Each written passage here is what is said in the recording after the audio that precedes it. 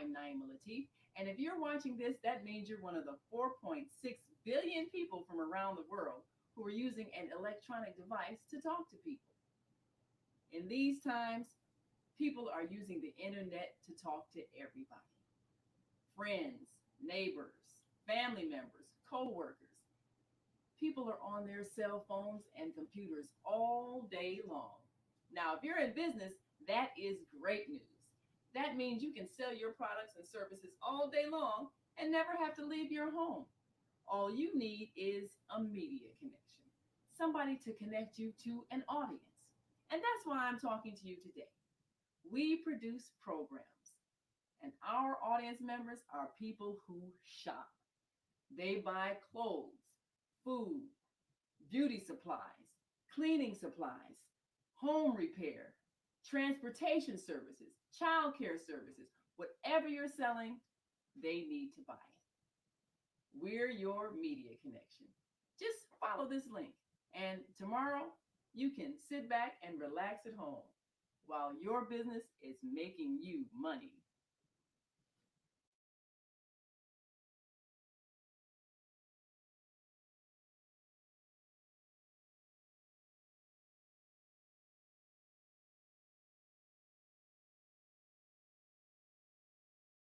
The Female Solution Global Radio TV Show invites you to an invigorating, empowering, interactive conversation with our team of hosts Monday through Friday, 7 a.m. to 9 a.m. Central Time. Start your week with Monday Morning Mindfulness with Zelda Speaks. Tuesdays, Gathering of the Griots with Asada. Wednesdays, Repairing Family Relationships with Naima and co-host Kareem Hamid. Thursdays, Veggie Brunch Live with Angela. Fridays, Health and Well-Being with Beata. Saturdays, tune in 12 noon to 2 p.m. Central Time. First Saturday, Global Talks with Zanna. Second Saturday, Walk in Your Divine Authority with Mama Joy. Third Saturday, Move Around with Deborah. Fourth Saturday, be a judge on the virtual Teens, Tweens, and Tots Talent Contest. And fifth Saturday, join us on location as we conversate at the Elevate Cafe, owner Jackie Brooks. Sundays, join us 7 p.m. to 9 p.m. Central Time for Soul Purpose Healing with Beata.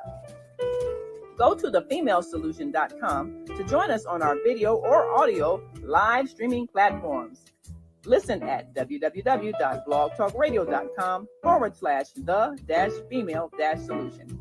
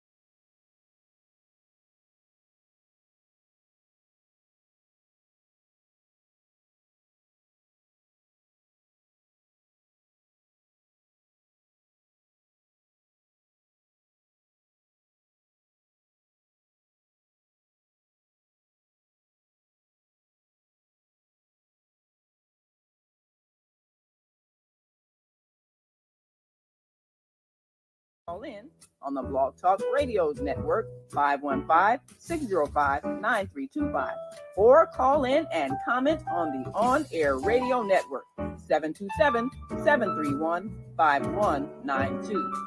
We want to hear from you.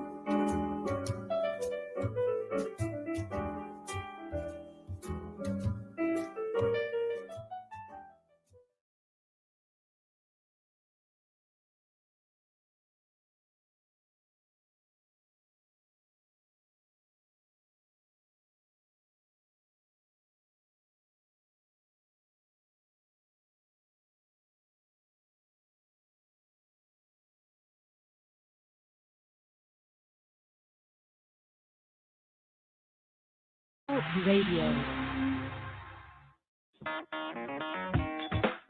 Women have the power to transform this world. We can end crime and violence if we all agree to do one thing: share. Let's share our wisdom, share our time, share our talents, share our finances, but most of all, let's share our love. This is the Female Solution. Join me, Naima Latif, every morning, 7 a.m. to 9 a.m. Central Standard Time, as we bring you stimulating discussions about the issues affecting our lives. If you're listening online at www.blogtalkradio.com/the-female-solution, press the blue button that says follow and get our daily topics every morning directly to your email and your smartphone. Hi, I'm Naima Latif, Executive Producer of the Female Solution Radio Show. We invite you to call in 515-605-9325 and participate in this daily think tank as we examine the challenges we face and develop solutions that restore peace and harmony. We are global transformers, changing the world from the way it is to the way it should be. We are one. Wherever we live on this earth, we are one human family. On behalf of our team of radio hosts, I'd like to extend a greeting to all the members of our family, whenever and wherever you may be listening around the world. To our family in China, Ni Hao. In India, Namaste. In Japan, Konnichiwa. In Korea, Annyeonghaseyo. In Russia, Здравствуйте. In Germany, Guten Tag. In Poland, Dzień dobry. In France, Bonjour. In Spain, Hola. In Italy, Ciao. In Egypt, Ahlan wa sahlan. In Ghana, Akwaba. In Nigeria, Peleo. In South Africa, Sawubona. In Senegal, Nangadef. In Kenya, Jambo. In Israel, Shalom. In Pakistan, Afghanistan, Palestine, and Saudi Arabia, Assalamu alaikum.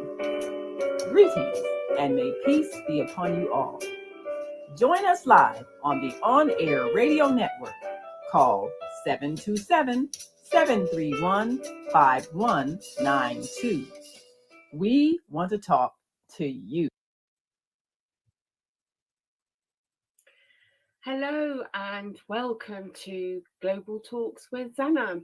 I'm back again this month, and I'm going to be introducing you to an incredible lady, an innovative lady who is in fact transforming our world of healthcare, or a big part of it anyway. So today's show, we are talking all about the Zenith Global Health Awards. So we're going to find out all about that. And I'm now going to introduce you to the founder and director of Zenith Global Health Awards, Ajoke Akangbe. Welcome. Hi, Zanna. Thank you for having me. Hello, everyone. Hello, Mary, and thank you for coming on this day. Thank you. I think it's going to be a fantastic show because we're going to be talking all about Zenith Global Health Awards, which is something amazing that you created You're the founder, the director, and I'm excited to know even more about this. So you're living in London. Yes. But you also are living in Nigeria. Is that right? Yes, so I'm originally from Nigeria, and our work span over the whole of Africa, Europe. So, always between the continents. Fantastic. Yeah. But you're based in London. The UK, yes, which London. is the venue for the next awards, which will be at the end of September. So first of all, before we continue talking, let's take a look at a short video all about London. Yeah, the amazing place. We'll take a look now. Yes, let's do it.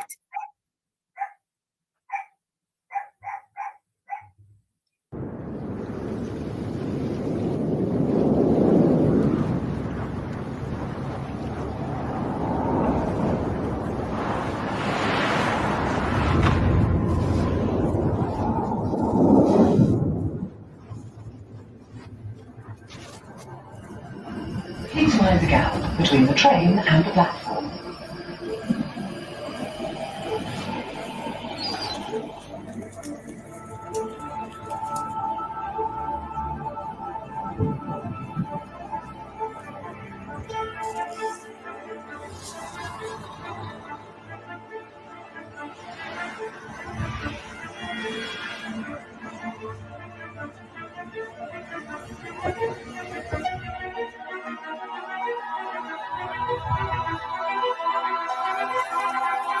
To show you what it means to be human.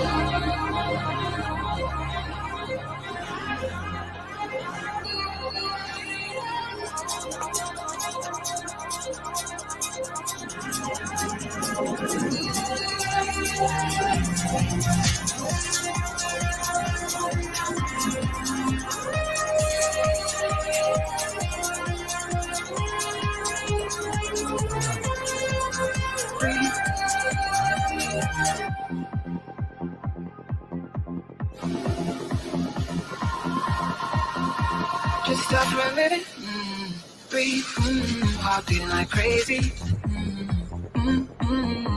Let's dance for a little, breathe, breathe yourself up against me.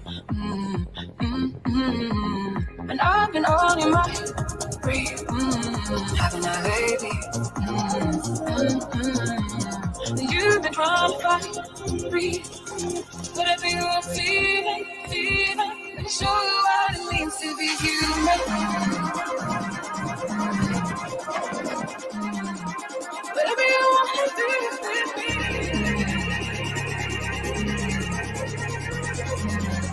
Let me show you what it means to be human. Let me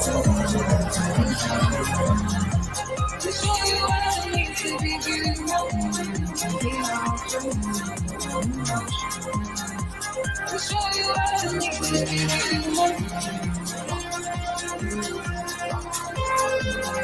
To show you what it means to be human.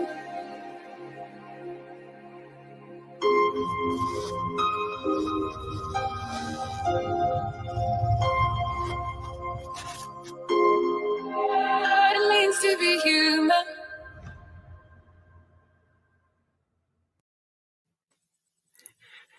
I love that. It's so nostalgic. It's brilliant, isn't it? I love it.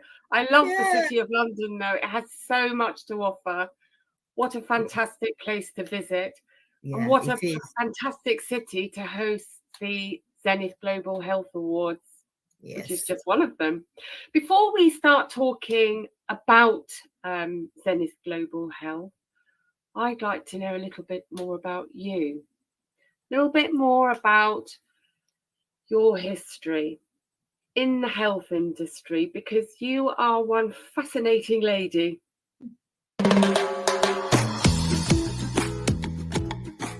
Hi, my name is Ajoke Akangbe, President Founder Zenith Global Health, established in the UK in 2016 by healthcare professionals for healthcare professionals. Our mission is to bridge the global North Global South divide through collaboration, partnership, teaching, training, and shared learning. This year in the UK, our Global Health Awards and Summit will happen on the 27th and 28th of November. This is our first hybrid event since COVID, and we're so excited. We invite you to join us by clicking the link below and register to attend the event.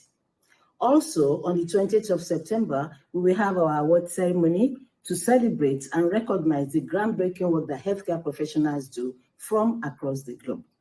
Nominations are ongoing, so please feel free to nominate an amazing group, team, institution, organization, or individuals making a difference in health and social care. With over 10 categories, I believe we've got you covered. So please go now, nominate, and join us both at the summit and to celebrate excellence in healthcare. We look forward to having you on board.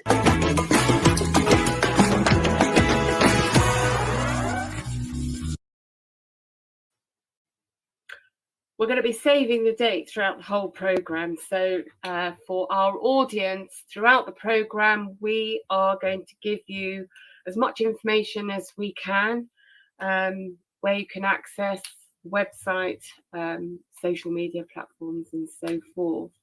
So Mary, before we go into the second quarter, where we're going to get into the nitty-gritties about Zenith Global Health, tell me a little bit about yourself, which led to you to this point. Yeah, thank you so much. It's a pleasure to be here, and I'm so excited and looking forward to the rest of the show as well. I'm originally from Nigeria. I trained in Nigeria actually as a nurse midwife. Then I came to the UK in 91 and trained as a theatre nurse. After that, I got really interested in innovation. Then I trained as a anesthetic nurse and specialist nurse in keyhole surgery and robotics.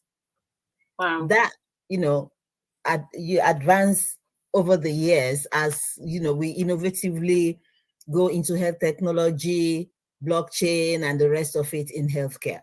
So it's safe to say I've grown up with the world of innovation and technology in health, which is my passion. Yeah.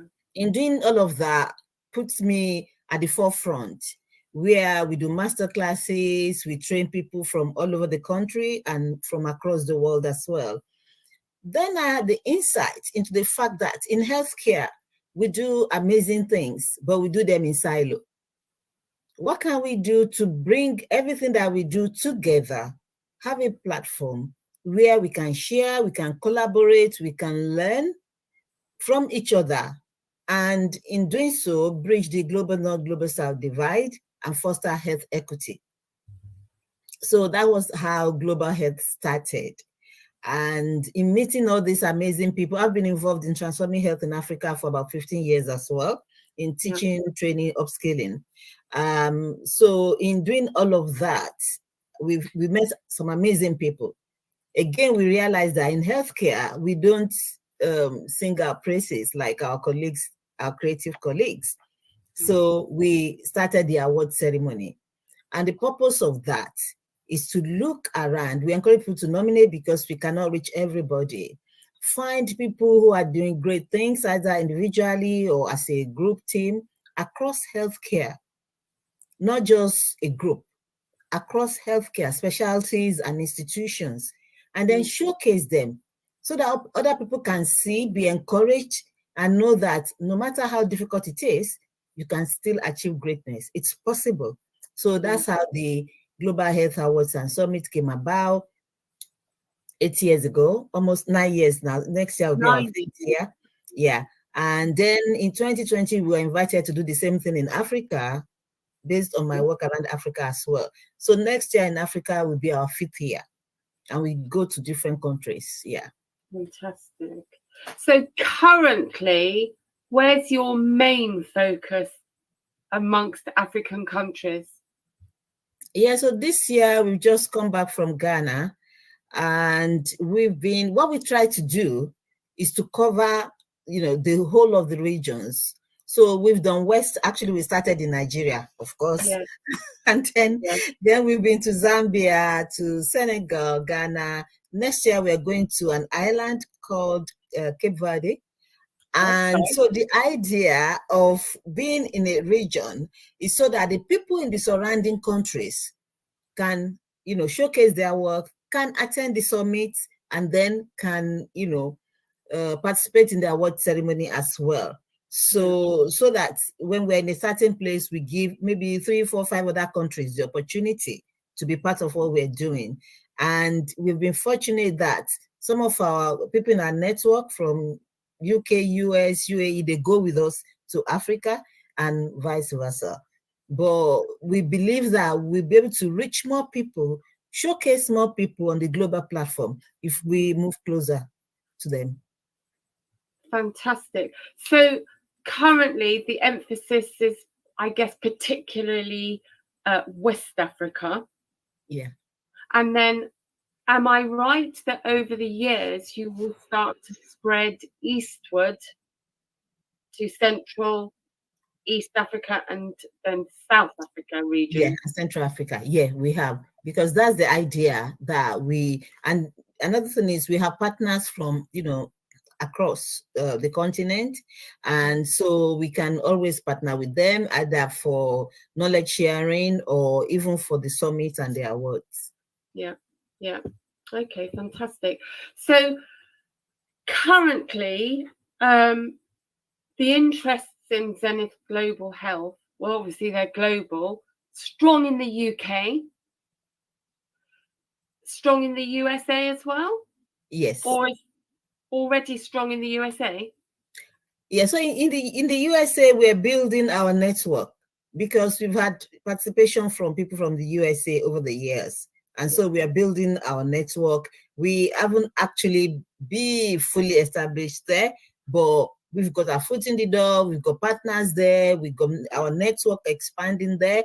And yeah, it's something that we probably will look into in future, to establish that relations there. Yeah, absolutely fantastic. Brilliant. So what I want to do, in a few minutes, we'll have a short commercial break. And then in the second quarter, I would like to talk more about the Summit and Awards and let people know a little bit more about how it operates. So, of course, this year, already the awards, the Africa Awards took place in Ghana. That was in Accra. And I wasn't there, but my friends were there. And it was a fantastic experience, a fantastic event. We can tell people, a little bit about that. And then we can talk how these awards operate, because I think it would be something really helpful for people to understand them. And the one thing that I loved when I first discovered you, and I was almost instantly wowed. I thought, well, this is amazing.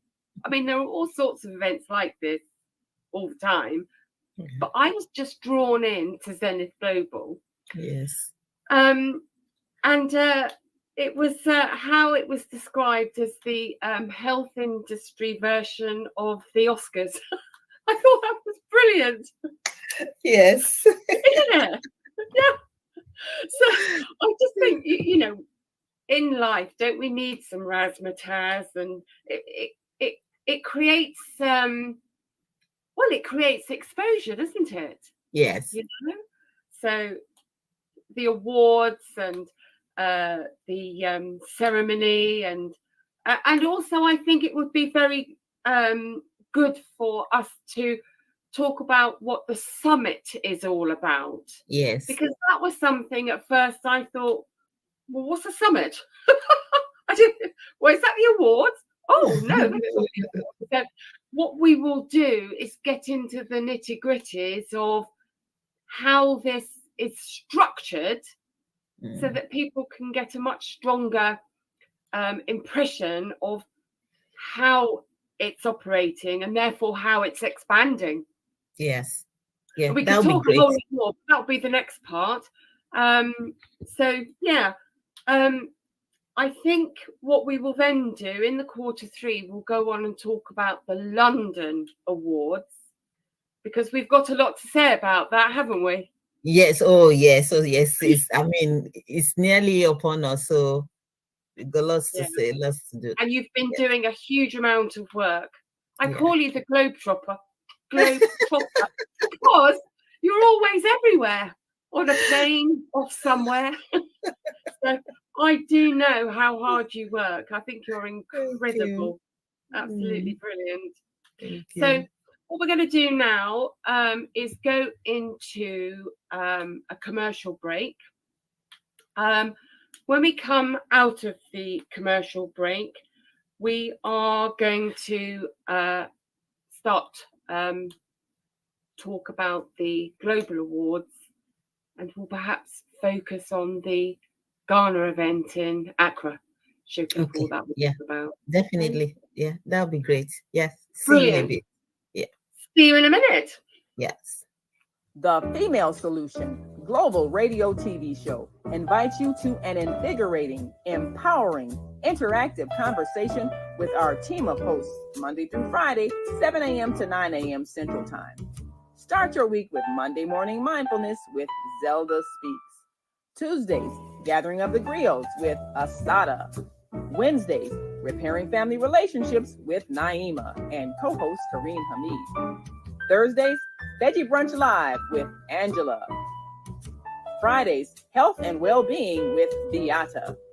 Saturdays, tune in 12 noon to 2 p.m. Central Time. First Saturday, Global Talks with Zanna. Second Saturday, Walk in Your Divine Authority with Mama Joy. Third Saturday, Move Around with Deborah. Fourth Saturday, be a judge on the virtual Teens, Tweens, and Tots Talent Contest. And fifth Saturday, join us on location as we conversate at the Elevate Cafe, owner Jackie Brooks. Sundays, join us 7 p.m. to 9 p.m. Central Time for Soul Purpose Healing with Beata. Go to thefemalesolution.com to join us on our video or audio live streaming platforms. Listen at www.blogtalkradio.com/the-female-solution. Call in on the Blog Talk Radio Network 515-605-9325, or call in and comment on the On-Air Radio Network 727-731-5192. We want to hear from you.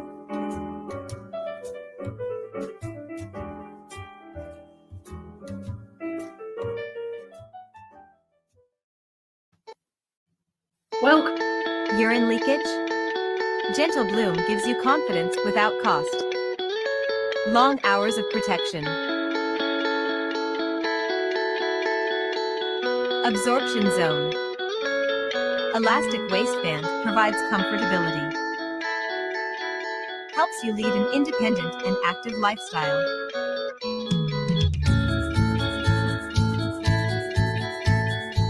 Discreet protection. Odor control. Gentle Bloom provides an extra dry system with wetness indicator. Available in sizes medium to 5XL.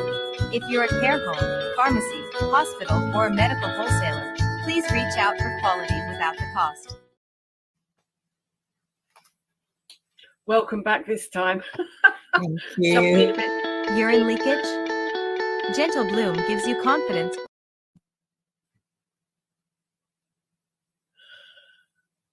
And I think we're back on. Yes. We are. Oh, so here we are in Q2, and we are going to talk about Zenith Global Health Awards 2024. So you'd already explained that you operate two annual awards. One is in London which will be this September, and the other is in Africa. So the continent of Africa is huge. Each year, I can't remember, is it 4 years now? Yes, 4 years now. So next year will be our 5th year. Next year's the 5th year. So the first Africa Awards was in Nigeria. Nigeria, yes. Then the second was in Zambia. Then the third was in Dakar in Senegal. And then this year was in Ghana, Accra. Accra, yeah. Now, you didn't know this, but I gathered some of the photographs, which I thought were wonderful. And it wasn't actually myself. It was my lovely friend Asada, who put together a little slideshow of the event. So let's just take a look, because I thought it looked wonderful. So the Zenith Global Health Awards and Summit was held in Ghana, in Accra. Tell us about the event here. Yeah, so it was a 2-day event. Day one, we had the summit, and that's usually what we do. The idea of the summit, again, is to bring people together, and then we talk about issues affecting our world in healthcare. So we talk about non-communicable diseases, we talk about pandemic preparedness, we've talked about health system strengthening. This year, our focus in Ghana and also in the UK will be health equity access with a focus on One Health approach. Because, and that's largely because we've been talking about climate change, we've been talking about different things that affects health, and we just feel that, especially in the world where we now have AI, we have different kinds of technology, and we still need to connect with the people who probably will not have access to AI and technology, or who it will be new to them. We believe it's necessary for us to come together, share ideas, and have a plan to embrace everybody and ensure health equity, so that, you know, it's not one-sided or some people are left behind. So that's the focus of the summit. And since COVID, we've been having virtual summit in the UK, but this year we're going to have an hybrid, which is what we normally have. And at the summit, we invite people from all walks of life, all walks of healthcare, every specialty, depending on the topic, even like as well as healthcare financing, because we need money to make health happen. You know, so we invite different people with different skills and experiences to come together. So that's going to be happening this year in the UK. We're having a physical, like, hybrid event a day before the award ceremony. Yeah, fantastic. Let's just quickly hold on the event in Accra, Ghana, because I think that this health equity access is something that, I guess, it's relatively new, isn't it? Yeah. Within, what would you say, the last 5, for me, the last 4 to 5 years, 4 years is something really that I've been able to relate to. I don't know how further back it would go. Yeah, it's been around for a long time. It's just that, and that's another thing for us at Zenith Global Health, sustainability is key. We always make sure, even if there's any collaboration or partnership that happens in our within our network, in any of our events, we make sure that it's sustainable and fit for purpose. So it's been around for some time. It's just it just happened that people use the word without actually harnessing it together with where and how it should be. But now, with various things that is happening in our lives, especially around the world, we now know that we cannot take equity for granted, especially if we want to achieve the sustainable development goals that has been set, for 2030, which is just around the corner. Yeah. We need to be sure that universal health coverage is what it is. I think that's something else that's been around for a long time, under which equity was. So people were using the term universal health coverage. And, the real issue with that is health equity. If there's no equity, we cannot have, a universal coverage.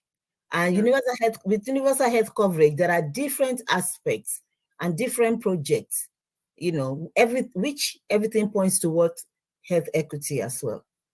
Yeah. Were there any specific projects that kind of were more magnified at the Ghana summit? Yes. So still on equity and what affects our world, like climate change, like, diseases, we believe that health should be available and accessible, because it may be there, but people can't access it. So they should work hand in hand. So one of the, so normally we'll have like a plenary session, then have side sessions, depending on the topics, and then we come together again. So one of the plenary sessions, we address climate change and antimicrobial resistance. And on the back of that, we were invited to the World Health Assembly to take part in a roundtable focusing on this issue, because it's a global public health burden that I wouldn't say it was overlooked, but it wasn't given the attention that it's needed. And now it's escalating globally, but most especially in Africa, where we have other issues happening. But the thing is, if we do not focus, deal with, address, and solve the issue of antimicrobial resistance, for instance, it will affect every other thing. Because even the non-communicable diseases, they are exposed to different things and they need antibiotics. So we need education, we need solutions, and awareness into this issue. Yeah. So that's something that we are now taking to another platform to continue to address. So that looks like something that we're going to be involved with for quite some time, as well as workforce development. So those are the two issues that, we focus on and right now, amongst other things, and they work with different partners on that. Yeah. So which of the, I don't know how you call it, which of the industry groups that you would hope become more involved with this from the stage? Right. So when we talk about antimicrobial resistance, for instance, historically, it's been led by pharmacists, because of course they are the custodians of the medications and drugs and everything. And so the onus then would be on the manufacturing industry, to even get us to a stage where we put warnings on antibiotic packages like we do on cigarette, and then support initiatives and projects that will highlight this issue and also provide innovative solutions, sustainable solutions that will reach everybody, not just the 1% of the 1%. Yeah. Yeah. But ultimately, it's all of our business. It's like climate change, Yeah. But I guess it's a subject and a topic that's perhaps not exposed enough to enough people. Yeah, you're quite right about that. It's not exposed enough. And interestingly, And I was amazed and happy at the same time when in Geneva, somebody asked this question about, can we describe it as a pandemic? Because it's actually on a larger scale than anybody can imagine or think unless you're working with them. I remember in Nigeria, I first spoke about it 12 years ago. And when you look at 12 years to now, you know, it's a long time, and we are making progress, but not in the level that we should have made it. Yeah. But the good news is that in the last year or so, everybody's come on board to this issue globally and across Africa, actually, to advance it and to work collectively to, you know, to address it. So it's something that we need to talk about more within healthcare professionals, policymakers, and patients, and, you know, family members too. You know, if anybody that has the knowledge, let them be an advocate of the dangers of antimicrobial resistance, the dangers of misusing antibiotics, and also the effect with everything, especially this, there's the economic impact, there's the psychological impact, and there is also the physical impact, because once you develop this, it's difficult to treat the infection or whatever is happening, and then we then need to move on to a more potent with little or no result. Yeah. So if we know if you are prescribed something for like 5 days, take it for 5 days. But although we know that it's easier said than done, in some parts of the world, they may prescribe something for 5 days and they can only afford to buy a 3-day worth of medication, right? Or the other issue is, oh, it's okay, I've got some at home, if that's what you are prescribed.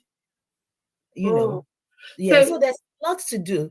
And incidentally, what we find as well during that roundtable was that some areas, everybody's doing well on awareness, but some areas are doing well in addressing it. Some areas are not doing so well. Some areas are doing well in bringing it to the forefront. And then there's the research and development as well, which of course needs a lot of money. Yeah. It's a big part of this education, do you think? Because do you think most of us, just the normal people, we don't really have enough, is it information? We don't have enough education, maybe? Yeah, there's not enough information. And frankly, you said it before, it's not given the attention and the focus that it should receive. And it's interesting that we address this issue with climate change, because I remember when we started that, I'm thinking, what's the correlation? But in the end, we were able to find the correlation. And again, when we look back at a few years ago, everybody was paying lip service to climate change, our environment. But then we begin to see the real impact globally and closer to home as well. That's why now everybody is aware, you know, I do my recycling, I'm mindful before I do something, you know, and it's everybody's lives. And in that sense, we become our brothers, sisters, keeper. We need to get AMR to that level as well, where people are mindful. It's not easy. Even as an healthcare professional, sometimes you think about doing something that will, you know, that may lead to AMR, but you may quickly check yourself because you know the implication. Like I've had this bad cough that is not going in my chest, is this and that and that. Oh yeah, I can't have antibiotics. No, you can't. You know, so it needs, education is needed, and it needs to have the attention actually real attention. Oh, I did not finish my my conversation. So when the question was asked, as like it's such a public health burden that it could be qualified as a pandemic. The answer was that it is on pandemic level, but we cannot refer to it as pandemic because it's caused by various microorganisms. Something, an infection or something that can only be pandemic if it's caused by one organism. Yeah. So, but the fact that they admitted that it's at that level was an eye opener, and I think it's something that we need to, do more on to, to bring the awareness to people. It's how to do more, isn't it? Yeah. It's difficult, I would imagine. Well, again, let me go back to climate change. It's difficult, but it's doable.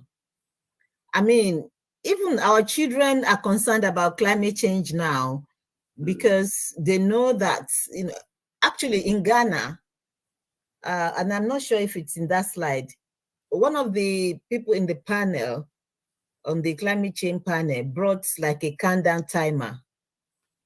And it was actually real countdown timer on what will happen to our world in 5 years' time if we do not actively do something about climate change. You see? So it's difficult, but it's doable. Now everybody is aware, our children, everyone is aware. So if we put that, put our focus on antimicrobial resistance, for instance, and we give him the same attention and exposure and focus and resources that is needed, very soon, people will, embrace it. And I suppose, again, like climate change, it's because like in the UK, US, all the places like that, you cannot just go to pharmacy and say, can I have these antibiotics or that antibiotics? They look at you and think, are you okay? Exactly. Whereas in low and medium income countries, you don't even need to go to a pharmacy. Your supermarket. A supermarket even. They'll sell it to you. Your somebody next door that works in whatever, we give you some. In your healthcare center, right? They'll prescribe it to you, for you. Yeah. And that is where the danger is, because when they prescribe in good faith. But when you leave that hospital or center, what you do next is now up to you. And usually, healthcare professionals, healthcare givers, they are not aware of what happens next. Like I said before, you may go away and buy what you can afford. Yeah. Even when you can afford it, it says 4 times a day, you are thinking, oh God, I forgot. We all forget anyway. But then, because the impact and the consequences are not usually highlighted and stressed, you can take it for granted that you can skip it for a day or so and just pick up where you stopped. Whereas it doesn't work like that. Exactly. Yeah. It's quite precise, isn't it? The way that it enters and acts. Exactly, yeah. Precision and timing, isn't it? Yes.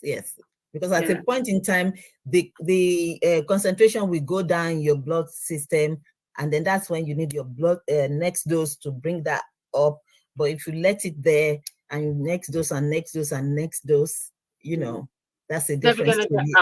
It's a different story entirely. Yeah. It's a fascinating subject for sure, and it's also fascinating how this subject is I can't think of the word. This subject is then lifted up and carried on such a platform as your Zenith Global Health. Yeah. So it makes me realise the level of importance of this to highlight and to open up the conversations and get people curious. And also, I think probably, am I right to say, to perhaps you could have somebody that would be listening to this conversation and be thinking, well, actually, this is something I've been working on and I've got something to say. Yes. And it's a platform for them, isn't it? Yeah, it is. It is. Yeah. And the good thing about our platform, our organization, is the fact that we don't just address ourselves to healthcare professionals. We are open up to community society organizations. We are open up to NGOs. We are open to lay people to come. So they can come and learn. They can share their experiences. In Ghana, for instance, one of the speakers talking about access and equity was saying how her grandson needed heart surgery.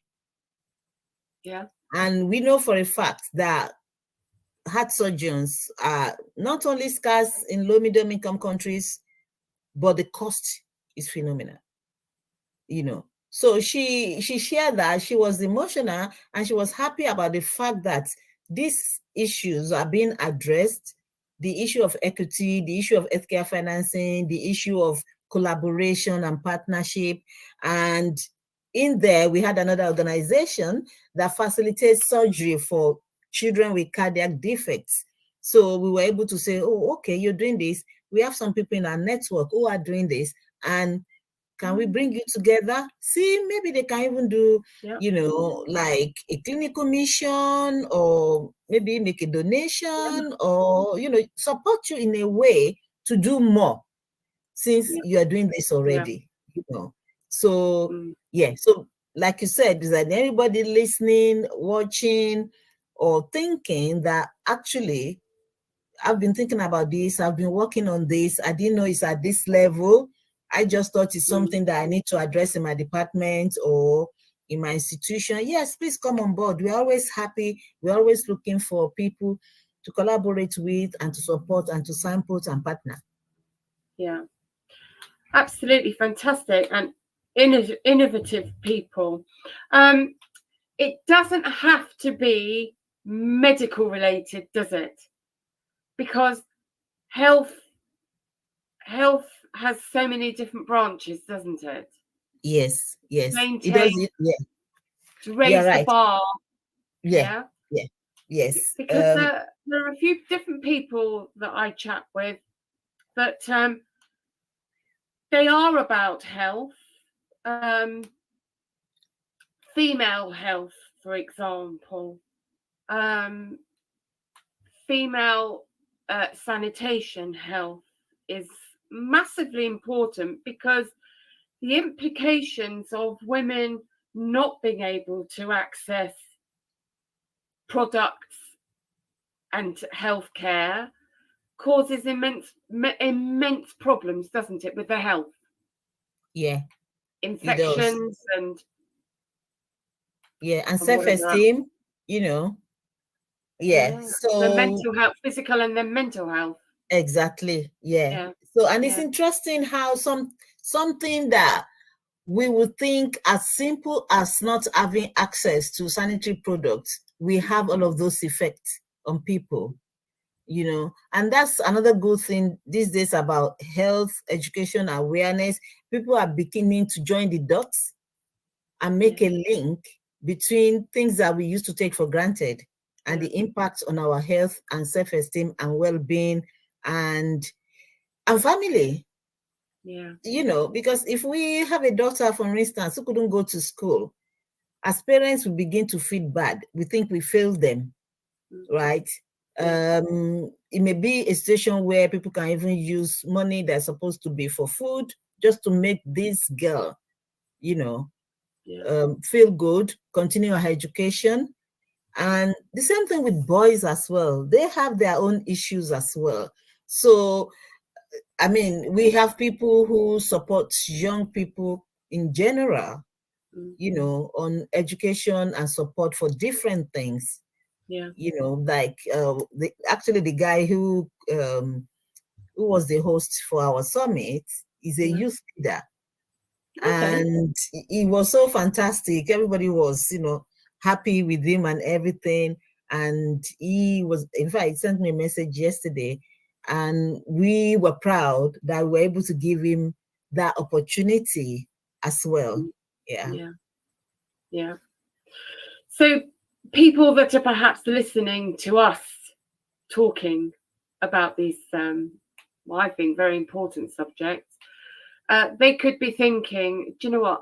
I'm already onto something, and so again, this is how Zenith Global Health Awards and their summits every year help to highlight people's activities. Yeah, what they're doing. Yeah. So we operate in two formats. Like at the summit, like I said, we have, because it's hybrid, if people cannot make it to London, for instance, they can join us virtually. Yeah. We have virtual speakers as well. So, and we connect that, and we have in-house speakers as well as audience. So it gives opportunity to talk, to share, to contribute, to learn, even when people can't make it to London. That's fascinating. Yes. And the good thing is, even these days, we are doing skills simulation demonstration virtually. So the opportunity is endless. Isn't it just? Yeah. We've come to the end of Q2. I don't know how that happened so quickly, but it did. And we're going to take a short commercial break now. But in Q3, I would like to focus on the London Awards. So you've already mentioned how it becomes possible for people to participate without actually being there. We'll talk about that in a moment. So short commercial break, and we'll come back and we're going to talk a bit more. Okay. All right, then. See you in a bit. Do you ever find yourself needing more absorbency and the protective product you are wearing sometimes just isn't enough? Allow us to introduce you to Gentle Bloom High Absorbency Pull-Up Pants, tailored for your comfort and wellness. Designed with your needs in mind, these pants feature an elastic waistband that contours to your body for the perfect fit. They also offer a natural underwear-like finish for discreet wearability. They are soft and easy on the skin thanks to their breathable fabric and high cotton content. The pants absorb liquid quickly and provide outstanding comfort with their extra dry system, complemented by wetness indicators and a 3D leak prevention channel. Leave your worries behind with the advanced odor protection, neutralizing odor for up to 9 hours. Tailored for light to moderate levels of incontinence, these pants enable you to stay active and mobile. Choose the right product for your needs and set the stage for a happier, more active lifestyle with Gentle Bloom High Absorbency Pull-Up Pants. The Female Solution Global Radio TV Show invites you to an invigorating, empowering, interactive conversation with our team of hosts Monday through Friday, 7 a.m. to 9 a.m. Central Time. Start your week with Monday Morning Mindfulness with Zelda Speaks. Tuesdays, Gathering of the Griots with Asada. Wednesdays, Repairing Family Relationships with Naima and co-host Kareem Hamid. Thursdays, Veggie Brunch Live with Angela. Fridays, Health and Well-Being with Beata. Saturdays, tune in 12 noon to 2 p.m. Central Time. First Saturday, Global Talks with Zanna. Second Saturday, Walk in Your Divine Authority with Mama Joy. Third Saturday, Move Around with Deborah. Fourth Saturday, be a judge on the virtual Teens, Tweens, and Tots Talent Contest. And fifth Saturday, join us on location as we conversate at the Elevate Cafe, owner Jackie Brooks. Sundays, join us 7 p.m. to 9 p.m. Central Time for Soul Purpose Healing with Beata. Go to thefemalesolution.com to join us on our video or audio live streaming platforms. Listen at www.blogtalkradios.com/the-female-solution. Call in on the Blog Talk Radio Network 515-605-9325 or call in and comment on the on-air radio network 727-731-5192. We want to hear from you.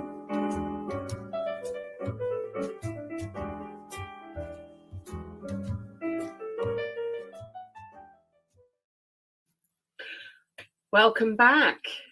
And Thank you. I just want to thank you so much because I'm absolutely loving this. Thank you. I'm enjoying it as well. It's amazing. It's wonderful. And I'm learning so much. It's actually fascinating. So we want to talk more specifically now about the London Awards. Before we carry on, I've got your absolutely fabulous short video. We're going to take a look at that. Okay. And give people a little glimpse of what the event is about. So this will show us the dates for London, the Global Health Summit on the Friday, 27th of September. All this information people will be able to find on your website, on your social media, Facebook, LinkedIn. What was the other one? Twitter, X. X, that's what you call it now. Twitter, X, that's right. But what I would really like everybody to see in a moment is the short Zenith Global video, which will show the London Awards. And that must have been from last year, I guess. Yes, that's the 2023 year. Yeah, fantastic. So we're just going to wait for that to come on. And when it does, I'll stop talking. Not that one. It's the other one. It's the other one. We'll get there in a minute. But I do want people to see that one because I just think it shows how fun these events are. Yes. So, yeah, and I think that, of course, it's important, but they're fantastic events for people to come to and network amongst each other. People can be nominated for their great works and achievements and so forth. People and businesses have the opportunity of sponsorships. Yes. At the event in various different ways, which shortly you'll be able to talk to us about. And other than that, if you want to get your glad rags out and dress up and have a fabulous evening, why not? It's amazing. Yeah, it is actually. And it's a good opportunity as well to connect in an informal setting. So all of the professionals will be there in the evening and they bring their family, friends, colleagues as well. So yeah, so the opportunity is there to, especially when you see people who are being nominated, talking about what they do, how they do it, it encourages people. And we've had many collaborations from that as well. Like, oh gosh, I didn't realize that in my specialty, we can work together with this one and, you know, do more for our patients generally. Yeah. So can you just first of all give a quick overview of the Zenith Global Health Awards London, and what happens on the first day? That's on Friday the 27th. Yeah. And then what happens on, that would be the evening, I guess, of Saturday the 28th. Yeah. Is that right? Yes. Yeah. So just give a quick overview of why it's important for people to attend the summit, cover just again what the summit is about and how it would benefit people to attend. Yes, so the summit is a formal setting. So like I said before, it's going to be hybrid, and we'll have different speakers to speak across many areas, from leadership to workforce development, healthcare financing, climate change, health technology, AI, and maternal and child health, and everything around health equity, actually, women's health. So we have them in segments and in sections. And also, yeah, there's opportunity for sponsorship and for people to bring their products as well. Yeah. And so also, people can actually bring their products, yeah, showcase them. Yes, they can bring their products. Yeah, there'll be the opportunity for exhibition. Yeah. Both days there'll be opportunity for exhibition, and yeah. So the second day, the evening, is an informal setting. So coming up to the awards ceremony, like now, we've had nominations from across the world. In 1 week, in exactly 1 week, our judges will start working on the nominations to shortlist, and the shortlisted candidates will then be invited to the awards evening, where we will announce the winners. It's a ticketed event, and details are on our website as well. Now, the awards are in 3 tiers, if you like. So we have the lifetime achievement, which is peer nomination. So it'll be somebody who's been in health and social care for a while. They've got impact globally. We can talk about them either in their specialty or generally, and people will say, oh yeah, I read this textbook. Oh yeah, his study is what we are using in this institution. Yeah, it has a method that we've been using for 10 years. Yeah. So people like that, they qualify for the lifetime achievement nomination. The final decision lies with our advisory board. Then we have the special recognition, which is similar to lifetime achievement, but maybe not as long as, people that will qualify for lifetime achievement. Then we have all the categories that we showed earlier, and we try to cover all the areas as much as possible. Last year, we introduced the allies in healthcare category, because we realized that, like, as you said earlier, we cannot do it alone as healthcare professionals in health and social care. We have people who are not connected with health, but they are doing great things in the community to support, to help, like the ones that won last year. They support people who's had cancer to connect digitally. They give them SIM cards. They give opportunity for them to learn using the computer. They, different things like that, so that they are not lonely or be overlooked because they cannot access this app. As you know, everything is technology these days. Or they are alone in their house because they cannot make phone calls, because we all know that, non-communicable diseases, it's a long-term thing, and it affects people in different ways. Yeah, so, and I mean, well, I think the founder, at cancer, got well, so he just felt like, I think from his experience and from talking to people, he felt this will be good. Yeah. So people like that, we realize that we need to acknowledge and showcase what they do as well. Yeah. So, and we have about, I think, 13 categories, which, covers almost everything. Yeah. So if somebody knew of a company or an individual or a small community or whatever, and they thought, listening to us talking, do you know what? I know somebody who's doing something amazing. They could go to the Zenith Global Health Awards website. They can locate the nominations categories.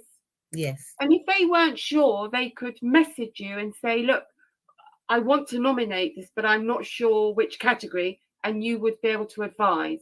Yeah, we get that all the time. There's on our website, there's a contact us page. Yeah. Where you can go send an email, and a member of the team will pick it up and answer you. We endeavor to answer within 24 hours, if possible, maybe 48 at the most. So yeah, so we are welcome. I mean, you're welcome to send your inquiries. Sometimes people ask about, especially nomination. I think there's an aspect that says 300 words or so. And we know that to actually put in something tangible, you need more than 300 words. But that's all we can allow on the website, the way it's configured. So people say, what do I do? So we sometimes tell them, look, you can do an attachment, you can put a link, maybe you've done something that you put somewhere, put a link to it. We put all of that, all of those together and give them to our judges. Yeah. So yeah, please feel free to contact us. Absolutely brilliant. And so just to clarify, it's not about the number of nominations, it's about the quality of the nomination itself. Yes, thank you. Because sometimes we get like, and I don't blame them. As we go to different places, as we go in year and year out, we have people coming on board. They give us insight to what happens with other awards platform. For some awards platform, they determine the winner by votes. We don't do voting. We do it by merit. Yeah. Some people even charge for you to nominate. We don't charge, because for us, it's about showcasing, acknowledging, and celebrating. Okay.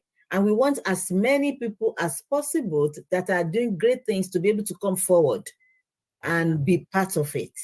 Now, sometimes it's the number of nominations that you have with some platforms. So that's why, we get overwhelmed.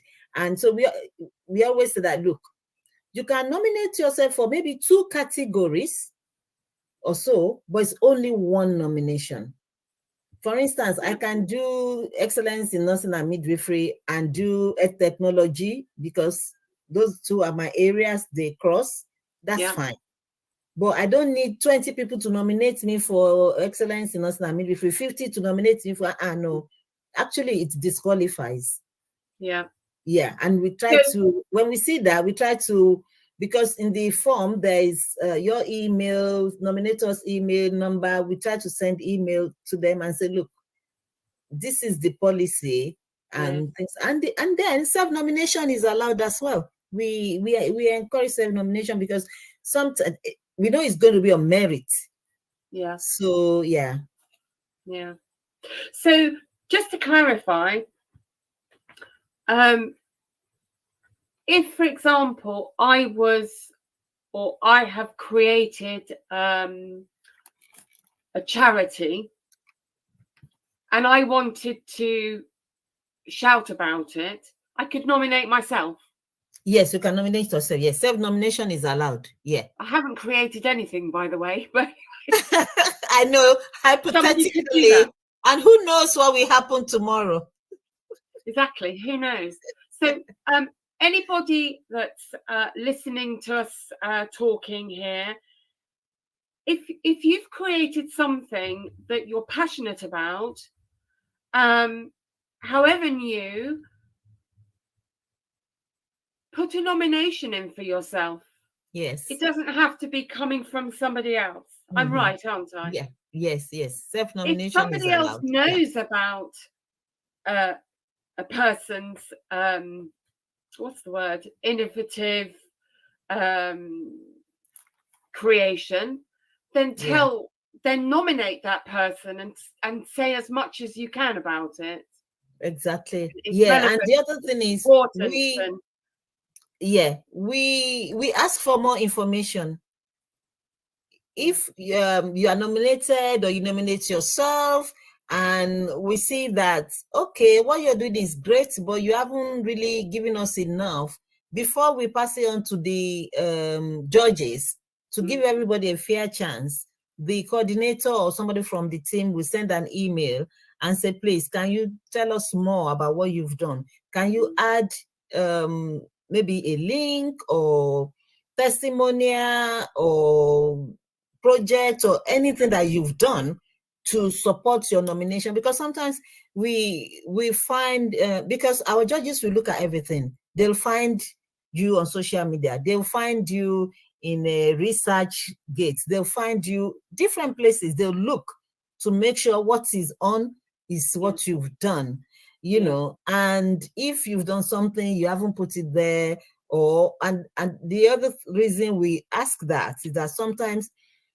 people may be nominated and there's not enough information. Let me give you an example. Yeah. If somebody is nominated for excellence in nursing and midwifery, and they've done projects on maternal and child death, they've done projects on workforce, they've supported community care workers, they've supported this and that, right? I'm nominated for excellence in nursing and midwifery. Somebody put half a paragraph there. Maybe it's amazing, wonderful, excellent, gets on well with staff, is punctual, is highly skilled, end of story. Right. It's no brainer who's going to win that category.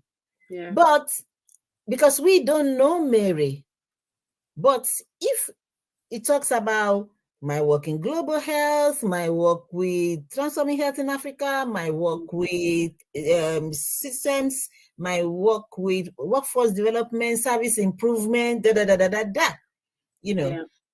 Yeah. So in order to, mitigate that, we'll send an email to Mary, and then she can tell us about these things that she's done.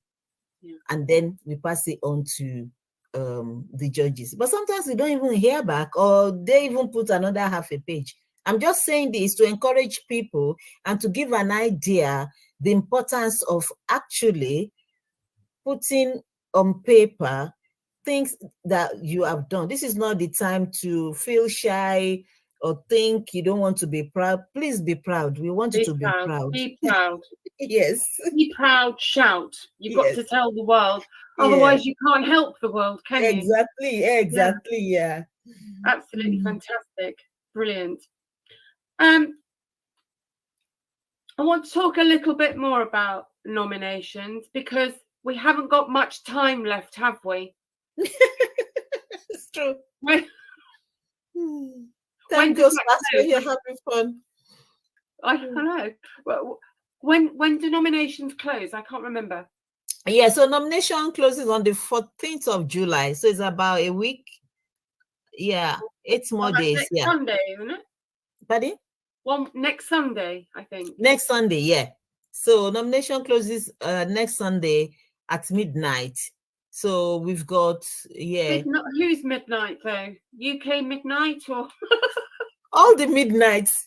All the midnights. Okay.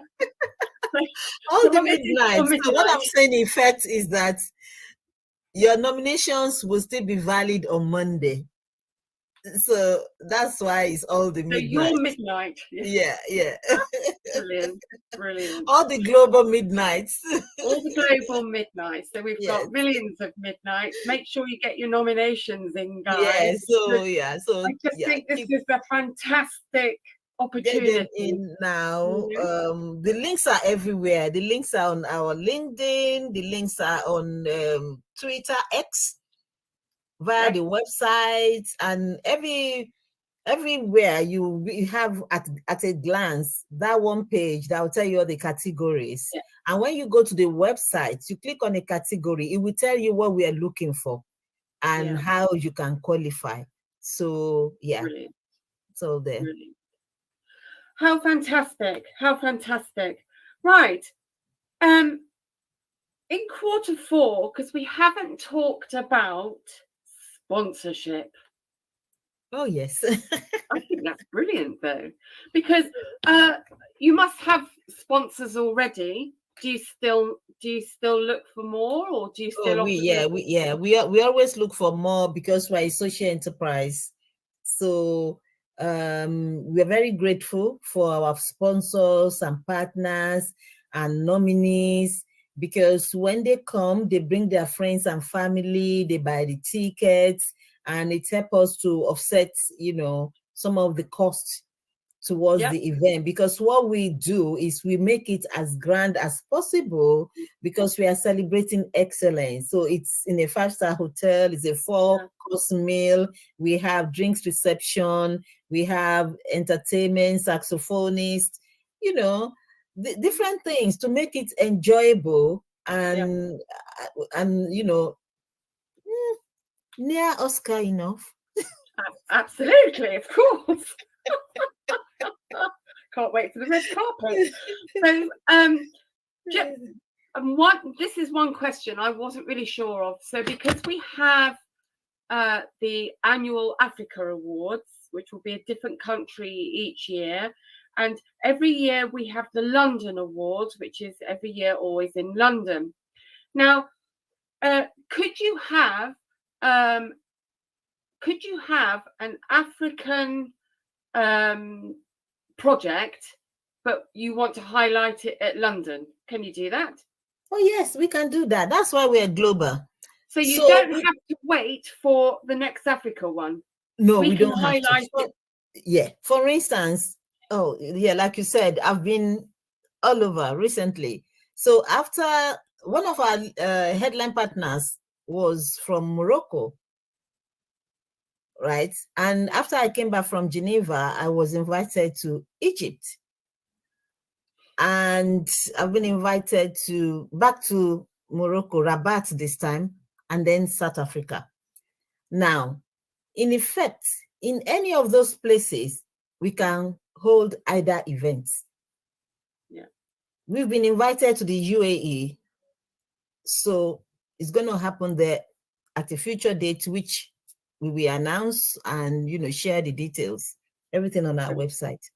Yeah, so it could happen anywhere. Any of them could happen anywhere. Yeah. So Zenith Global. So global means anywhere. You could be anywhere in the USA. You could be running a mission in the Latin Americas. Yeah. You could be a company within Asia, India, Malaysia, wherever. Yeah, we have partners in China. We'll be working with some institution in Nicaragua. Yes. Wow. Yeah. So. Yeah. Truly global. Absolutely brilliant. I'm loving this. I have to say, I'm so excited about your company. From the moment I spotted it, oh, what's this? I've loved it ever since. It's amazing. Yeah, and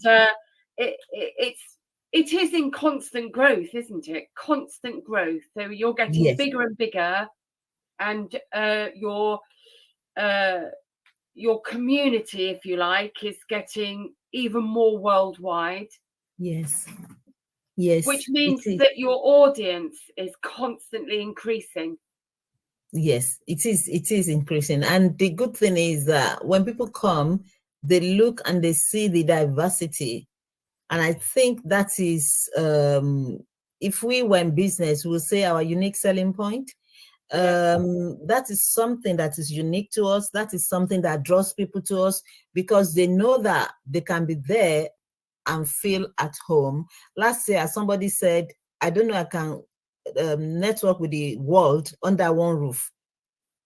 That's how diverse our audience, and they came from South Africa, I think, and some came from UAE, from North Africa, from US, from Europe, and across the UK as well. So yes, it's growing, it's diverse, and yeah, we are very happy because that is the mission to bridge the global south, global north divide, and see that it's possible for us to work together to solve, public global health burden. Yeah. It's fascinating, isn't it? It's an incredible subject because, and this was the other thing, it's not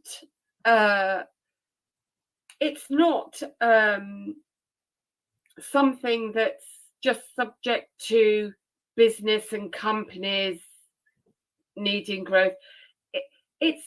It's something that involves everybody. Yes. Because you may not be creating a system, but you may be actually needing something. Yes. So you may be just a member of the public and come across Zenith Global and miraculously become like that guy who created the system for cancer patients. And you could say, that's me. I need that. I need to connect with this because I'm desperate for help. Yeah, definitely. And they're the only organization in the world, by the way.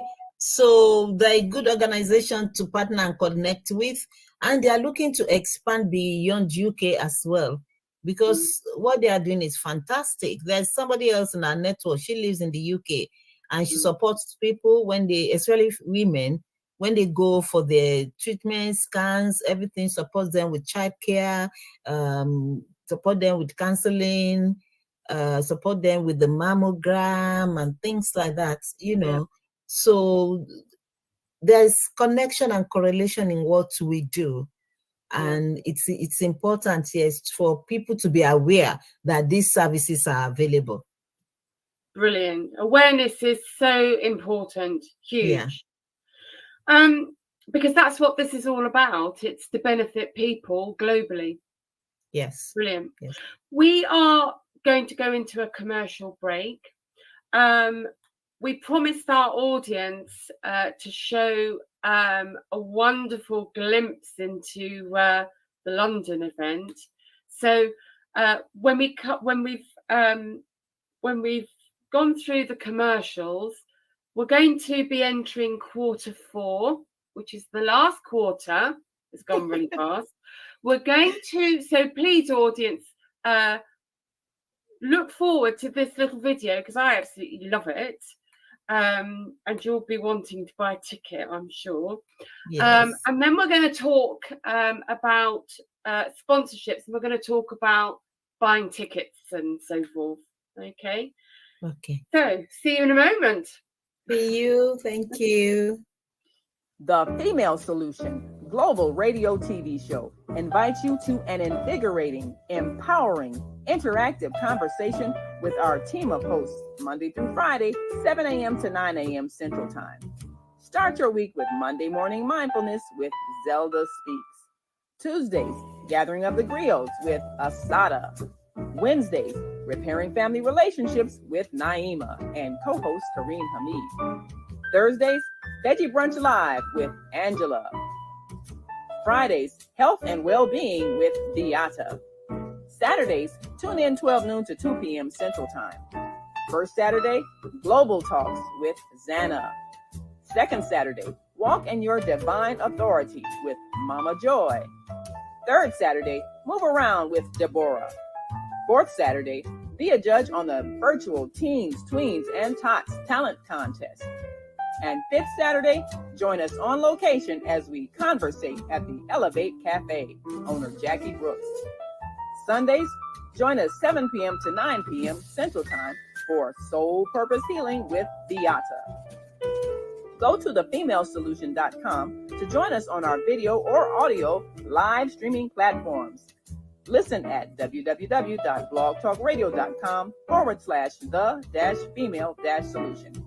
Call in on the Blog Talk Radio Network 515-605-9325 or call in and comment on the On-Air Radio Network 727-731-5192. We want to hear from you.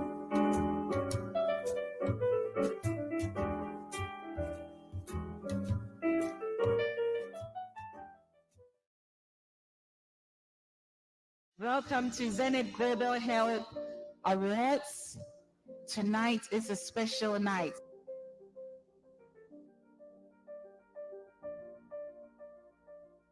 We nursed the nations back to health. I want you all to give yourselves a round of applause, please.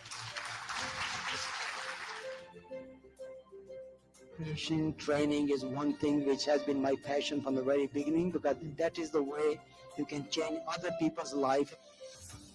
I'm honored to be here. Absolutely inspiring night, full of energy, full of joy. This is for my mentees. It's very important that we transfer our skills to the next generation. It's been inspirational. It's been fantastic.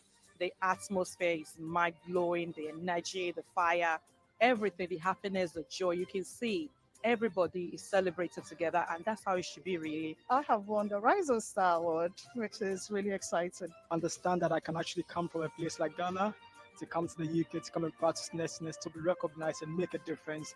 It's really inspiring for me. That recognition show tells you that that is worth it what you're doing, and you should go ahead and give you that energy. This is just a wonderful evening. The diversity of the evening, I think, is very, very important. It's just been interesting to see how innovative medicines have changed the paradigm of medicine, right? That's a recognition of my work, but also a work of number of colleagues who have contributed to spreading the surgical teaching, and not only in this country, but abroad. Thank you, Zenith Health, for this, and thank you for publicizing our work, and hope we can do more for our populations. We're delighted to have received the award from Zenith Global Healthcare today. It's a very nice event today, and I'm very happy to witness today. Mary, thank you. You are absolutely awesome. I'm looking forward to Ghana. I'm looking forward to Senegal. All over the world. This has to be shown everywhere. You are absolutely amazing. Well done, and thank you for the invitation.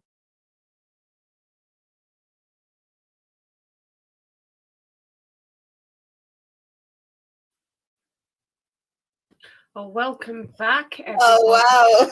I love that video so It's different when you watch it back, because, I mean, the atmosphere and the way things go on the evening is usually like, I don't even know what's happening. Each time I watch it back, I have different feelings, different, I don't know, it's just amazing. Yeah, great. Even if I say so much.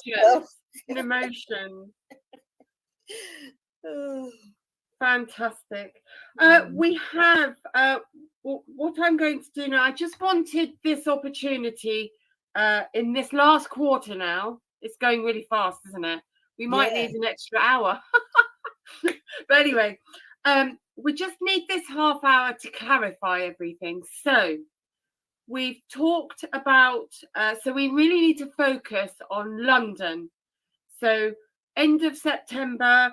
So that's the summit day on the 25th of September. Really important for people to get to that. Yeah. Then on the Saturday in the evening, on the 28th, is the awards event, which is going to be fantastic. Everybody needs to come to that. Yes, yes. Nominations, absolutely, yes. We've got one whole week. Get those nominations in. You need as much information as possible, and that means people can include links, testimonials, etc. Okay, so please get your nominations in. It's a massive opportunity. You know, if you're nominated, to be seen globally. I want to also just quickly clarify sponsorship so that people know the importance of that for them. Yes, so like I said, we are a social enterprise, so we appreciate sponsorship, donations, which can be done, you know, through requests on our website. They contact me, or even direct messages on our social media. We've had that before, when people will send us a direct message and say, how can I support this wonderful thing that you're doing? And it varies, and with different amazing value propositions that is relevant. It can be tailor-made to the organization's requests and things like that. You may say, okay, since I'm not going to be there, so I don't need an exhibition table. So we give you other things like visibility on our website, on every flyer, every brochure, backdrop. There are different things. And for those who will be present, we also, depending on the level of commitment, you can have, different things, attached to it that is negotiable, like I said, depending on the need of the organization. And we've had individuals who would just say, you know what, I just want to sponsor 5 people to attend. I just want you to give this to, 4 maybe nurses who would have wanted to be here or couldn't be here. We have somebody who sent me a message today and said, look, we've, put something together for some people in our network so they can attend. And this is how much, how many of them can attend, So there are different ways that you can support, and the sponsorship there in, different levels as well. We have platinum, gold, silver, exhibition only, advertisement only, and of course, support in different ways. And a chance to be up on stage in front of an audience. Yes. So the other thing we do as well is we can brand your sponsorship to a category. For instance, if you're a tech company or digital company and you want to showcase your organization, your product, what you do, we can brand it to that category. So you get on stage, you present a category, you talk about your organization, you do a call to action. So yeah, different value propositions. Fantastic. And you can also be a speaker depending on, what, your area and your focus is. You can be, there's opportunity for our sponsors to be part of the panel as well. Ah, fantastic. Brilliant. So all this information, get to the website and send it emails in if you need to, to be more tailored to your needs, etc. Mary, we have got callers on the line. And oh, wow. I know. And what I want to do is, if possible, invite the wonderful Naima into our show, because she's an incredible lady. She is. I mean, I'm looking at the advert of this Female Solution show. So, Naima, are you there? Yes, I am here. Welcome. Yes, fantastic show. We've got comments I've sent, because I've, of course, recently traveled to a global peace conference and met many people throughout the world, and so they're all on my WhatsApp list. So I'm sending them all out the links and so forth. So I'm getting some comments from the WhatsApp people. And I'm trying to figure out how do I transfer it to the screen here so you can see. But we've got of course, number of people who are from Ghana who are really enjoying the show, and I know we've got some listeners on our on-air radio network line. And on our Blog Talk radio line. And of course, we want anyone who is listening and wants to call in, or if you're watching and want to call in. Yes, we want your comments. I think this is a fantastic event that I'm hoping really helps people address some major issues that we all worry about. And let me see if I can pull up a few of the WhatsApp comments. And the exciting thing about this is that people, everything is just a plane ride away. So you can be anywhere in the world and decide to come to this global health conference. Yes. Because the subjects, the issues that we face, everybody is going through the same challenges. Yes. And so if we are able to help them to find healing, that will be phenomenal.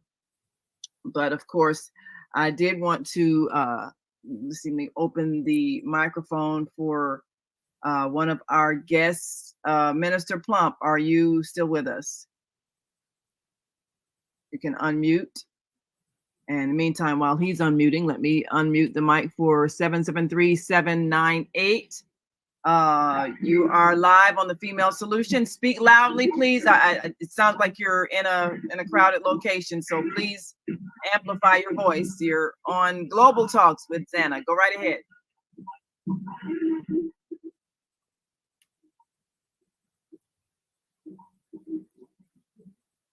Are you able to speak a little louder?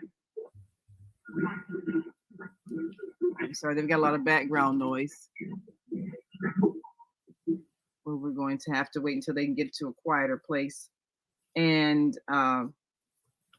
yes, no Angelina, and she is a friend that I met from, let's see, what country was it from? I believe she is, Lesotho. Okay. No, Angelina Jacinta. She's a principal of the Morifi Community High School in Lesotho, is watching, and certainly says she's really enjoying the show. And, you know, there are people who are wanting to know, how do they bring this conference to their city in whatever country? Wow. What is that process like to do that? Okay. Call you, or what do they need to, what qualifications do they need to have? Do they need to have the location already? What do they need to have in order to bring the conference to their city? Okay, so it happens in two ways. We've had a bid in the past. I won't mention between which country and which country, but fortunately we've been able to go to both countries now. So we've had a bid in the past, but the most important thing is for the government, like the Ministry of Health, the WHO in that city or that country to be receptive, right? Because we want, they spearhead most of these things, so their input is important. So if you have the capacity, you can support us with especially the sponsorship and facilitate, because we'll be coming to somewhere that we are not really familiar with. We are fortunate some of our network will come with us, they will support us, but in order to deliver it at the level for which we want, we'll need that support from where we're going as well. So once they've been accepted, we have advisory board, I said that before. So you can submit your interest, the city, your role, and how we can collaborate or be our headline partner, because it's about collaboration and partnership.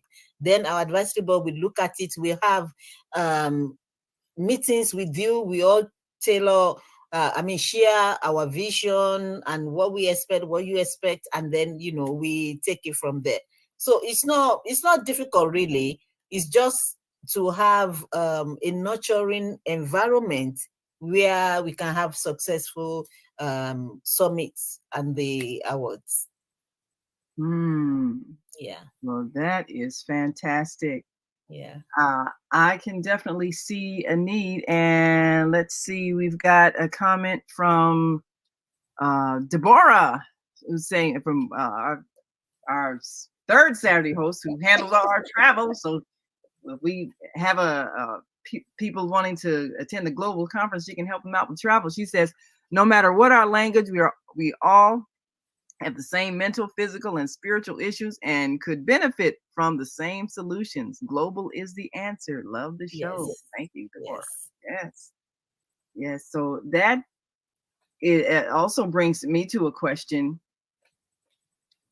Do you find that there are some issues that are more prevalent in certain countries? I know that there are places where people are still maybe battling issues. Say, there's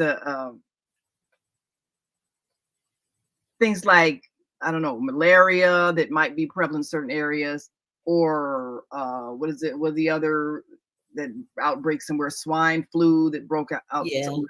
So do you find that there are still like epidemics in certain areas of the world that could possibly, affect global travel? People are afraid to go certain places because they might get, infected by something.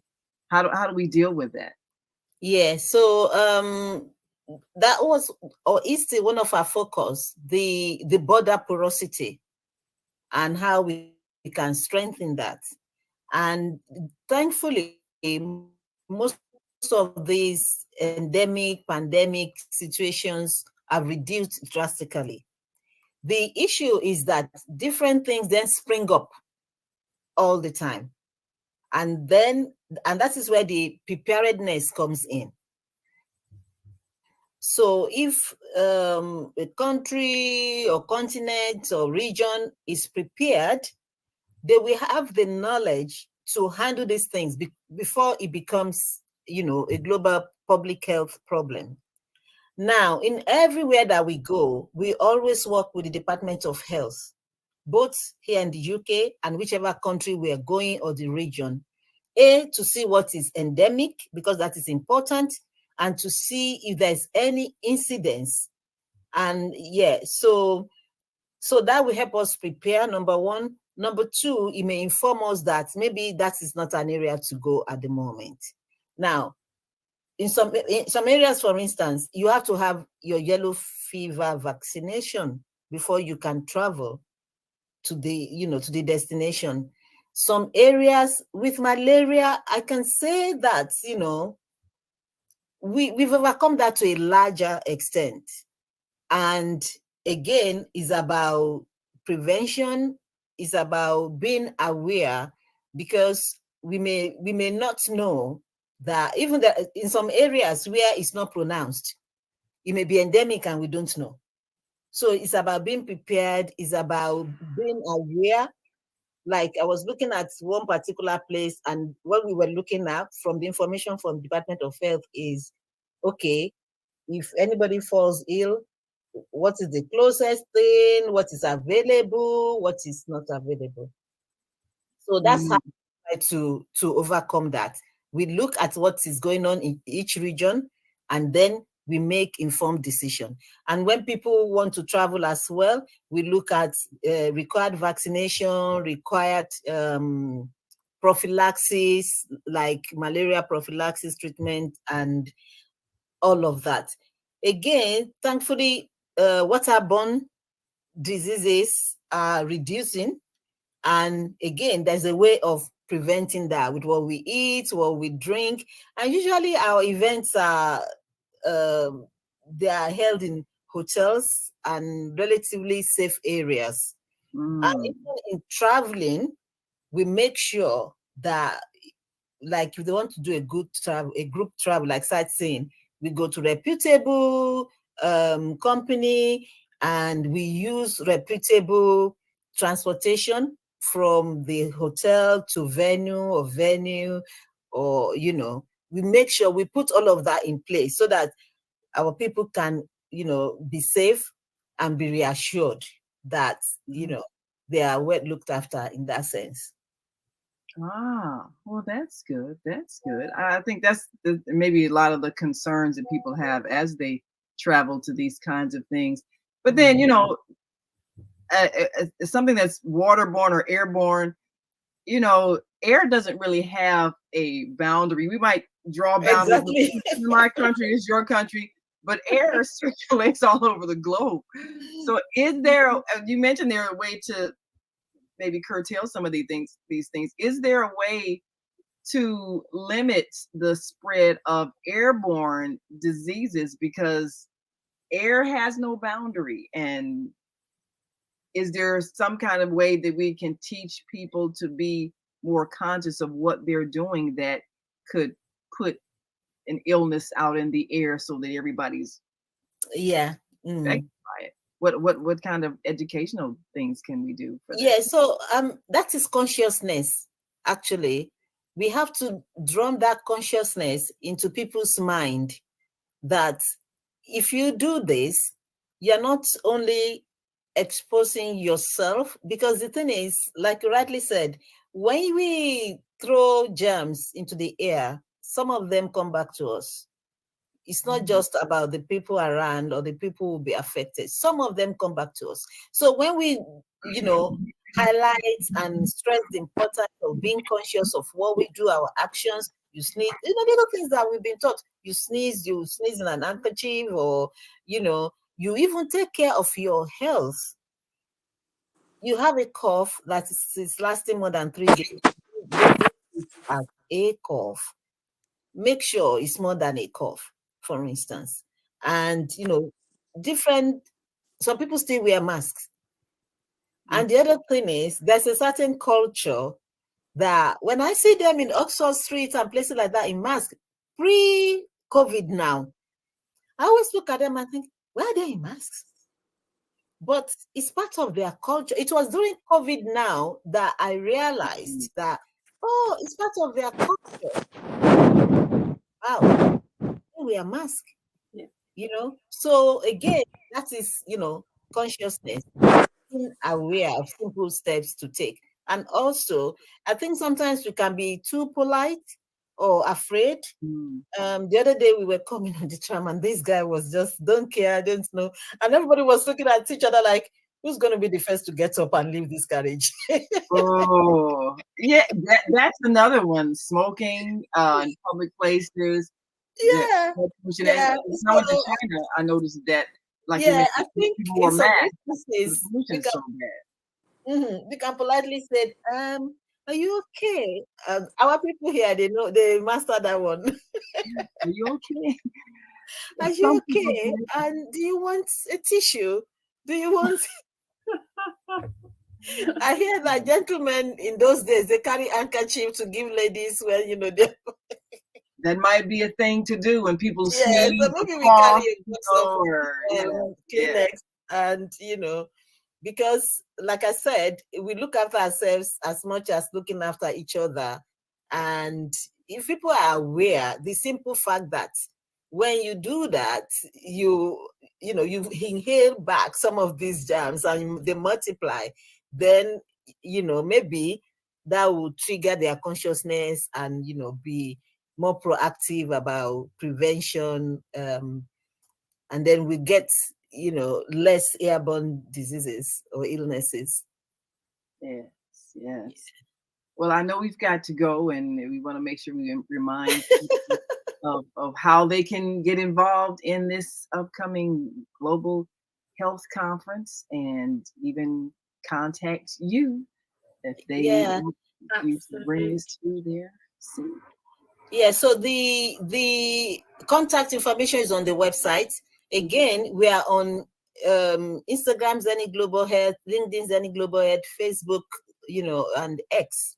X is at El Akon Award, but it will come up as Zenith Global Health as well.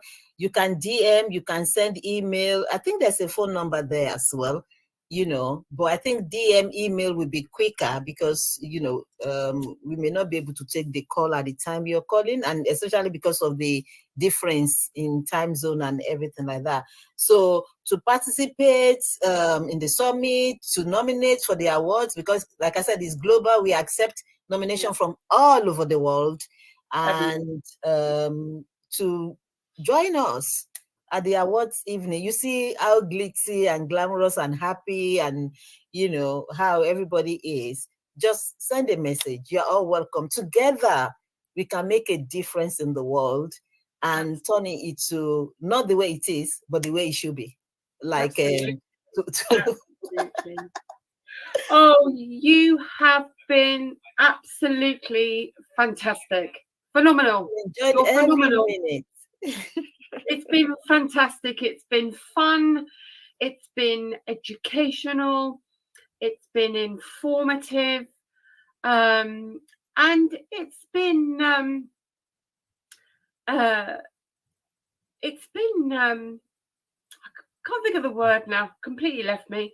But what I want to say is, for everybody, get involved. Get involved. You're always active on social media. If if you can come to the event in London, book a ticket and come. Yeah. Come to the awards, come to the summit, come to both. Yeah. If you have a way to become further involved, nominations or a sponsorship, get in touch and discuss it. If you need answers.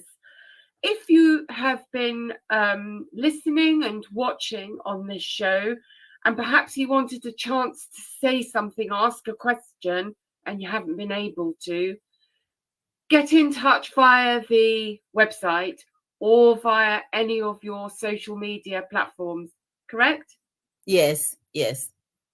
And it's a good opportunity as well to meet the policymakers because, like I said, we've been fortunate to have the ministers, policymakers, the rest of this and that, within our network. And they do come to support. And they are, open to questions, to partnership, to collaboration, because they believe in what we are doing globally. Yes. Absolutely fantastic. Thank you, Mary, so much. I should thank you. And thanks the amazing Emma. Thank you, audience. Your audience is important. You're amazing too. And anything else to add before we go? Because we're literally at the end of the show now.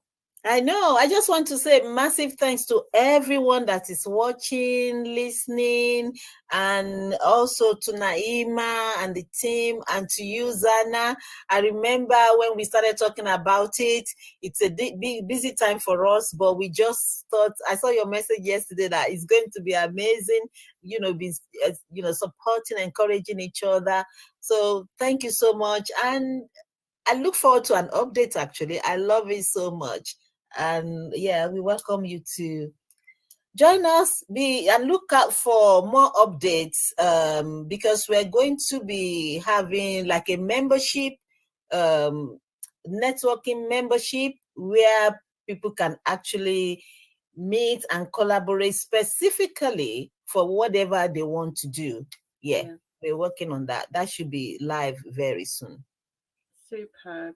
It's been wonderful. So, and the details about next year at Cape Verde, the island. Oh, I can't wait. There's a queue already. I can't believe it. It's brilliant. But we welcome you. Yeah, I will see you in London for sure. Oh, definitely. Yeah. And I can see the countdown. Not long now. Can't wait. Absolutely brilliant. It's been Welcome to Zenith Global Health. And we're going to say goodbye, and we're going to play out on that last video again because I love it so much. Thank you, Mary, and goodbye. Thank you. Speak soon. Bye-bye. Bye. Welcome to Zenith Global Health Awards. Tonight is a special night.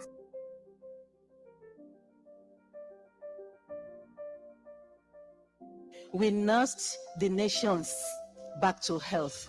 I want you all to give yourselves a round of applause, please. Patient training is one thing which has been my passion from the very beginning because that is the way you can change other people's life. I'm honored to be here. Absolutely inspiring night, full of energy, full of joy. This is for my mentees. It's very important that we transfer our skills to the next generation. It's been inspirational. It's been fantastic. The atmosphere is mind-blowing. The energy, the fire, everything, the happiness, the joy. You can see everybody is celebrating together, and that's how it should be, really. I have won the Rising Star Award, which is really exciting. Understand that I can actually come from a place like Ghana, to come to the UK, to come and practice nursiness, to be recognized and make a difference. It's really inspiring for me. That recognition tells you that that is worth it, what you're doing, and you should go ahead and give you that energy. This is just a wonderful evening. The diversity of the evening, I think, is very, very important. It's just been interesting to see how innovative medicines have changed the paradigm of medicine, right? That's the recognition of my work, but also work of number of colleagues who who have contributed to spreading the surgical teaching, and not only in this country but abroad. Thank you, Zenith Health, for this, and thank you for publicizing our work and hope we can do more for our populations. We're delighted to have received the awards from Zenith Global Healthcare today. It's a very nice event today, and I'm very happy to witness today. Mary, thank you. You are absolutely awesome. I'm looking forward to Ghana. I'm looking forward to Senegal. All over the world. This has to be shown everywhere. You are absolutely amazing. Well done, and thank you for the invitation.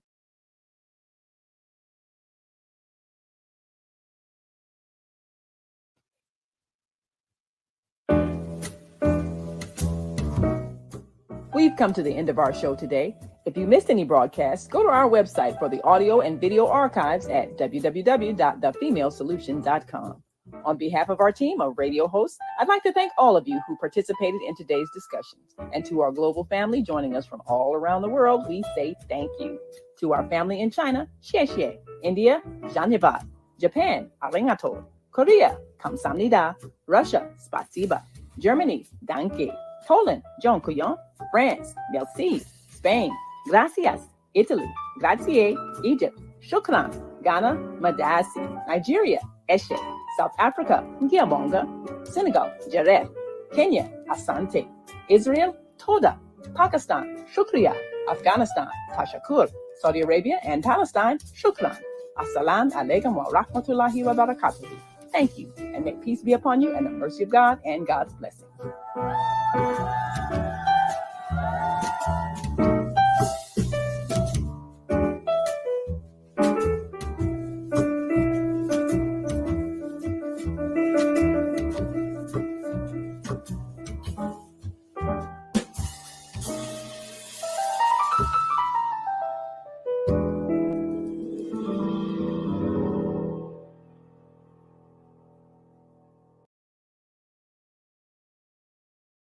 We're going to go now to the stage because Stephanie Grisham, former President Trump's former press secretary, is going to speak. This should be interesting. Take a listen. I was a true believer. I was one of his closest advisors. The Trump